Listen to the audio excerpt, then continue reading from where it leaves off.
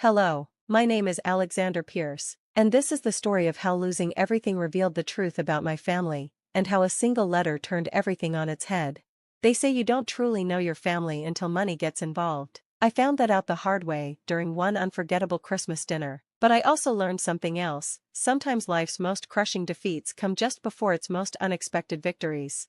For 15 years, I was the golden child of the family, the one everyone pretended to admire but secretly envied. As CEO of Pierce Technologies, the company my grandfather had built from scratch in his garage, I transformed it into a $200 million empire. Every Christmas, I endured the forced smiles and insincere congratulations from my relatives as they angled for jobs, loans, or investments.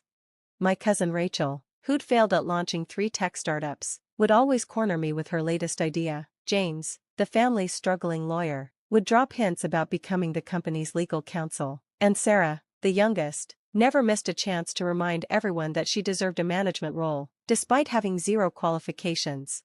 But Grandpa Jack was different. He didn't see me as a walking dollar sign. To him, I was still the kid who helped him tinker with computers in his garage. During our Sunday lunches, he'd often say, "Alex, in business and family, always keep an eye on the quiet ones. They're either guarding your back or waiting to stab it." I didn't fully grasp his meaning until it was too late.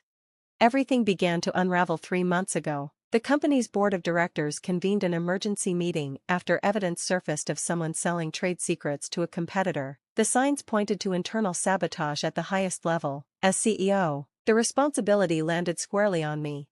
The board's decision was swift and unanimous. I was to step down while an investigation took place. By the next day, the headlines read, "Pierce Technologies CEO resigns amid espionage scandal." My phone blew up, not with support, but with thinly veiled taunts from my family. "Guess you're not so untouchable after all." Rachel texted, "Need a lawyer? I offer competitive rates." James wrote, complete with a smirking emoji. Then, Grandpa Jack passed away unexpectedly. At his funeral, I felt the weight of the family's scrutiny as they reveled in my downfall. The whispers were relentless. "Bet he's not even in the will anymore," and "think he'll dare to speak after what happened." But Grandpa's parting words stuck with me. "Sometimes, Alex, losing everything is the only way to see who's truly on your side. Pay close attention to who's smiling at your misfortune. They're showing their true colors." Which brings us to tonight, Christmas dinner at the family mansion. Grandpa's will was set to be read tomorrow, but his lawyer, Mr. Harrison, had called me earlier in the day. "Your grandfather had specific instructions. He told me, be at dinner tonight. Don't say a word. Wait for me at 8 p.m. sharp." And so, here I was, seated at the far end of the table instead of my usual place at the head. The mansion sparkled with festive decorations, crystal snowflakes hung from the chandelier, the enormous Christmas tree glittered with ornaments, and Grandpa's chair, now empty, had been taken over by Rachel. This dinner, more than any other, was set to change everything. "So, Alex," Rachel called out, swirling her wine glass, "how's the job search going? I hear McDonald's is hiring managers." The table erupted in poorly concealed laughter. I stabbed at my turkey, saying nothing.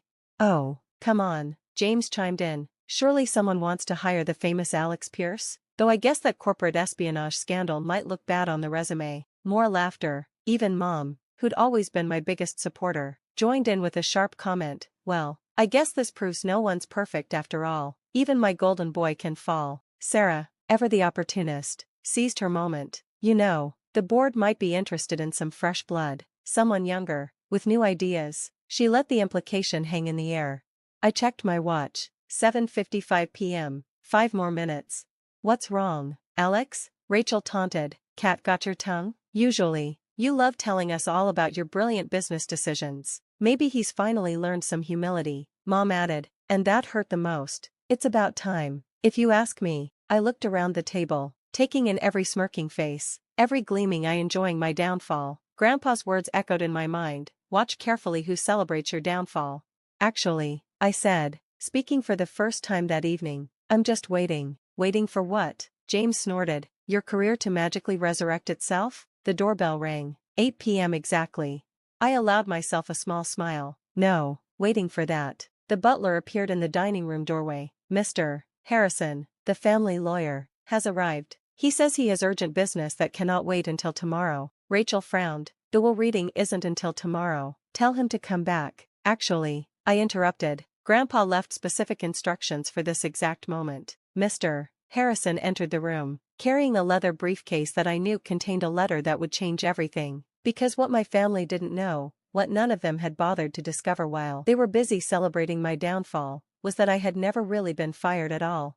The corporate espionage, my public disgrace, even my silence these past 3 months, it had all been part of Grandpa's final master plan, and in about 2 minutes, they were about to learn exactly why he'd always told me to watch the quiet ones.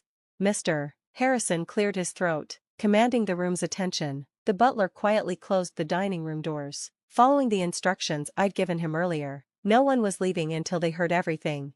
Ladies and gentlemen, Mr. Harrison began, I apologize for interrupting your Christmas dinner, but I have here an addendum to Jackson Pierce's will that was to be read specifically tonight, at exactly 8 p.m., 3 months after his passing. This is irregular, James protested, his lawyer instincts kicking in. As family counsel, as former family counsel, Mr. Harrison corrected, you should know that Mr. Pierce's instructions were quite clear and legally binding. He opened his briefcase and pulled out a sealed envelope. The room fell silent as he broke the seal. Before I begin, Mr. Harrison said, Mr. Pierce recorded a video message to accompany this letter. Shall we? He placed a tablet on the table, and suddenly Grandpa's face filled the screen. He looked tired but had that familiar mischievous glint in his eyes. If you're watching this, Grandpa began, then it's Christmas dinner, 3 months after my death, and my family is probably celebrating Alex's downfall. I know my family well. You see, I know exactly how you all think. The smirks around the table began to fade. For years, I've watched you circle Alex like vultures, envious of his success, waiting for him to fail. But what none of you bothered to notice was that while you were plotting against him, I was conducting an experiment, my final test to see who deserved to lead our family's legacy. Rachel's wine glass froze halfway to her lips. The corporate espionage scandal at Pierce Technologies? I orchestrated it. Every leaked document, every whispered rumor, every board meeting, it was all carefully planned, with Alex's full cooperation. Of course, the room erupted in gasps. All eyes turned to me. You see, Grandpa continued, Alex and I spent the last year feeding fake information to someone we knew was selling company secrets. Can you guess who that was? Rachel? My cousin's face turned white. Her wine glass slipped from her fingers, staining the pristine tablecloth red. Those confidential documents you found so easily in Alex's office during your weekly family visits? The ones you sold to our competitors for millions? They were all fake. Every single one. The real company plans were safe all along. That's not true, Rachel stammered. Mr. Harrison, I spoke up for the first time. Please play the surveillance footage. The tablet screen split to show security camera footage of Rachel sneaking into my office late at night, photographing documents with her phone. Dates stamped in the corner showed this happening over dozens of nights. The FBI has already been notified, I added quietly. They're probably at your house right now. Rachel, those offshore accounts where you hid the money? Not as offshore as you thought. James jumped to his feet. This is entrapment. As Rachel's lawyer, sit down, James, Grandpa's voice commanded from the video. You're next. Those client funds you've been embezzling? We know about those too. Amazing what a proper audit can reveal. James collapsed back into his chair, his face ashen. And Sarah, Grandpa continued, those fake resumes you've been sending to our board members, claiming executive experience you never had, those references who were actually paid actors. Did you really think we wouldn't check? Sarah burst into tears, mascara running down her cheeks.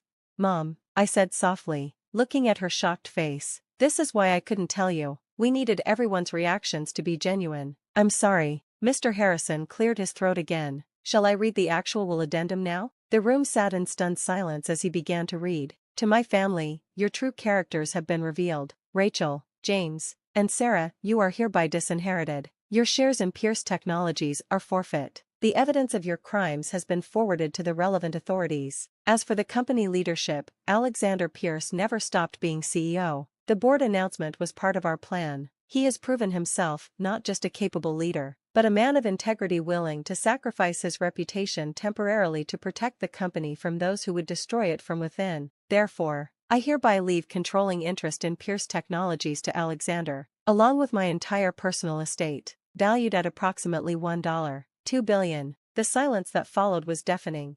There's more, Mr. Harrison added. Mr. Pierce left specific instructions about tonight. Ms. Rachel Pierce, Mr. James Pierce, and Ms. Sarah Pierce are to be escorted from the premises immediately by the security team waiting outside. They are never to set foot on any Pierce property again. Right on cue, 3 security guards entered the dining room. "This is ridiculous," Rachel screamed as they approached. "You can't do this to us. We're family." I stood up slowly. Family? Family doesn't try to destroy each other. Family doesn't celebrate when one of their own falls. Grandpa taught me that, his final lesson. As they were led out, Mom reached for my hand. "Alex, I'm so sorry. I should have." I gently pulled away. "Yes, you should have. We'll talk about it someday, but not today." After everyone left, I sat alone in the dining room, looking at Grandpa's empty chair. Mr. Harrison placed a hand on my shoulder. "Your grandfather would be proud," he said. "You played your part perfectly." I nodded, thinking of all the nights I'd spent building this trap, weathering the public humiliation, watching my family reveal their true selves. "It wasn't easy," I admitted. "The best lessons never are," he replied. The next morning, the business papers ran a new headline: Pierce Technologies CEO orchestrates brilliant sting operation, saves company from industrial espionage. My phone buzzed with messages again, this time from business leaders congratulating me on my strategic genius. Rachel, James, and Sarah were arrested that week. Mom sent flowers to my office with an apology card, but I wasn't ready to forgive yet. Some wounds take time to heal. As for me, I hung Grandpa's picture in my office and got back to work. The company grew stronger than ever, now that the rot had been cut out. Sometimes I catch myself looking at that picture, remembering his words, "Watch the quiet ones." He was right. Sometimes the quiet ones are plotting your downfall, but sometimes, like Grandpa and me, they're orchestrating justice. These days, when people ask me about that Christmas dinner, I just smile and tell them the truth. Sometimes losing everything is the best way to find out who you really are, and who others really are too.